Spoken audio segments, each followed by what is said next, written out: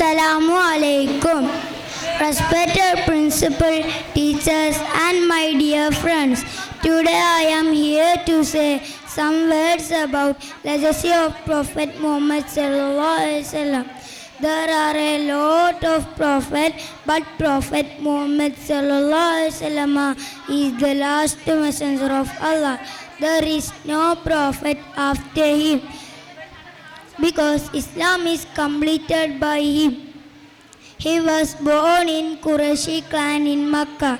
His father name is Abdullah and his mother name is Amina Bibi radhiyallahu anha. His father had passed away before his birthday and he lost mother at the age of 6.